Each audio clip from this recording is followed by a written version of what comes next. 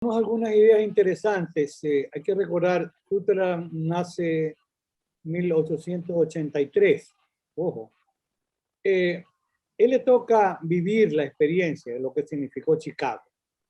Y Chicago en la época del Al Capone. Ese concepto de delincuencia organizada es un concepto muy viejo. Ya existía en la década de los años 20. Le tocó experimentar el costo criminal de la prohibición en Estados Unidos por el tema de alcohol, que va de 1920 a 1933. Estuvo preso incluso Al Capone. Ahora bien, ese planteamiento que hace, porque en el año 1924, Sutherland, que siendo sociólogo, publica un trabajo como de principios criminológicos, o sea, también publica en el ámbito de la criminología. Y él sigue haciendo su investigación, que es una investigación de campo en realidad, por los grandes fraudes que cometían las grandes empresas en Estados Unidos. Y él llega a considerar que eran 70 grandes empresas. Fíjese que la publicación de él es de 1949, es decir, no la pudo publicar antes. Incluso la editorial, por lo que he revisado, la edición primera que hace, le dice, bueno, pero hay que sacar los nombres de las empresas. Primero porque eran empresas que manejaban mucho dinero, segundo hasta el riesgo para la editorial de tener que experimentar o sufrir alguna reclamación por una difamación, etc. Y la primera publicación de 1949 no tiene el nombre de las empresas. Una característica tiene la delincuencia de cuello blanco, que luego voy a apuntarle, que le he conversado algunas veces con Raúl Chaparón, que es la impunidad. Cuando converso con Raúl me dice, y yo participo de ese diálogo escrito en algún momento, hay el verdadero delincuente cuello blanco tiene la característica de la impunidad. ¿Por qué?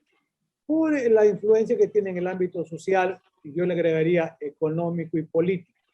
Y lo económico incluso ya lo destacaba en Sutherland, era la presencia de buenos abogados para defender las grandes corporaciones que tenían mucho dinero, lamentablemente, como pasa en más de un país, para poder corromper la estructura de poder. Y la influencia política que sigue siendo importante antes y ahora.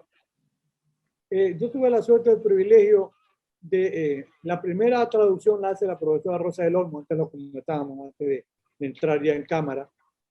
En la casa de Rosa estaba Luis Rodríguez Manzanera. La verdad es que yo tengo episodios en mi vida que han sido vividos en la experiencia con grandes académicos. Estaba Marco del Pon, gran criminólogo y penalista argentino de la Universidad de Córdoba, que vivía en México, porque era un hombre de izquierda universitaria.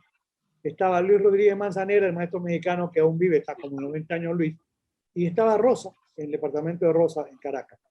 Y Rosa se acordó, hablábamos del tema de delincuencia de grupos de poder, y ella tenía unos ejemplares del delito de cuello blanco que yo guardo aquí en mi biblioteca en la casa, y nos entregó a cada uno un ejemplar de la edición de 1969.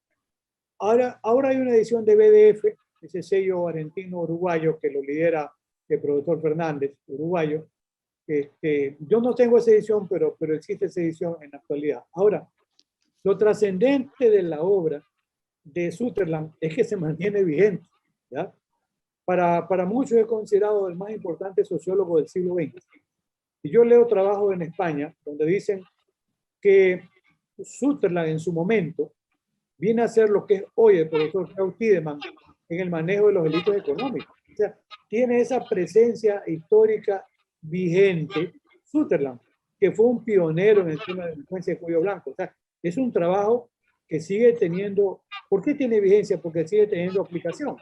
Entonces, esa característica de la impunidad, hace un momento mencionaba así, y Raúl cuando toma el concepto de proceso de criminalización primaria, ya que es el momento en el que nace la ley, realmente es tomado de esa obra ecuménica también de Alessandro Barata, que es el padre de la criminología crítica. Yo tuve la suerte de dos ocasiones tenerlo en Guayaquil, alguna ocasión aquí en la casa. Entonces, él hablaba en su obra Criminología crítica y crítica de derecho penal de la fase primaria que la toma Raúl de la creación de la ley. Y luego viene la fase de criminalización secundaria, que es el momento que se la aplica. Allí surge la selectividad, como decía el mismo Barata, lo dice Raúl, la criminalización, la aplicación positiva, a algunos se aprende, la negativa deja a otros del ámbito de la aprehensión. Entonces, ¿y por qué lo deja del ámbito de la aprehensión? en la aplicación secundaria, precisamente gozan del favor generalmente político, que va de la mano con el favor económico, más que el social, más de lo político y lo económico. Entonces, la característica del delincuente real de Cuello Blanco es la impunidad. Eso hay que tenerlo siempre presente. Cuando converso con Raúl me dice, hay falso delincuente Cuello Blanco. Porque alguna vez yo le decía a Raúl, mira, un banquero conocido, el caso se manejó, fue condenado. Yo le digo, a tal banquero, ¿verdad? Fue tomado preso y fue condenado. Entonces, conversando con Raúl un día en Buenos Aires me decía, sí. Y Raúl, que es un sabio, un erudito, Raúl crea la teoría de la vulnerabilidad. Y él dice, mira, es que mientras es invulnerable no lo va a tocar el sistema. Pero un día esa delincuencia, el grupo de poder decide retirarle, como dice Raúl, la cobertura, la protección. Y una vez que lo deja sin protección, entonces es vulnerable y se va preso y se va a la cárcel. ¿Qué pasó con el banquero ecuatoriano? Entonces me decía Raúl, terminó siendo un falso delincuente Cuello Blanco, porque al final el sistema lo aprendió y como ejemplo dice, mire lo que pasó, la ley sí se aplicó. Sí, se aplicó con él, pero con mucho más no se aplicó. Por eso lo que decía la profesora Brenda es cierto, en la opinión de Sutherland. No todos los que están en la cárcel son delincuentes, y le agregaba también Sutherland. No todos los delincuentes están en la cárcel, claro. Muchos quedan fuera de la esfera de aprehensión. Y mira, hoy se sigue trabajando con ese paradigma de delincuencia de cuello blanco. Y seguimos alimentando un discurso. Lamentablemente, la cultura del crimen que estuvo en Chicago en la década de los 20, de los 30, es una cultura del crimen que se ha retroalimentado. Delincuencia económica, empresarial, delincuencia organizada, hubo en la década de los 20, de los 30. Y hoy la tenemos en Europa, tal vez hoy diría un poco menos, pero en América Latina ha sido muy sensible. Empezando por el gran pivote, como digo, el gran cancerbero, yo digo, el quinto jinete del apocalipsis es la corrupción. La corrupción. ¿Y quién ha liderado la corrupción? Odebrecht. Eso sin duda alguna. Porque, como yo digo, buscó al mejor sicario. El mejor sicario resultó ser el dinero, pues no mata a nadie, corrompe a muchos. Y Odebrecht, por lo menos en Ecuador, sigue siendo impune. En el resto de países, por lo menos va devolviendo algo. Estados Unidos le pegó un zarpazo. ¿Y qué hizo? Se llevó 2.600 millones de dólares por concepto de multa. Yo tengo el acuerdo juramentado de Odebrecht con Estados Unidos y lo va a pagar por cuota. Y sigue construyendo en Estados Unidos porque es una gran constructora. Llegó a ser la primera constructora en el mundo. O sea, el sistema, a veces el discurso norteamericano también es medio mágico. Sigue ampliando el aeropuerto de Miami, hizo el de Fort Lauderdale, las grandes autopistas, la sigue haciendo Odebrecht y le pagó 2.600 millones de dólares de multa. Lamentablemente en América Latina no ha sido igual el tratamiento referido a el tema Odebrecht. Entonces, generó lamentablemente un nivel de corrupción gigante.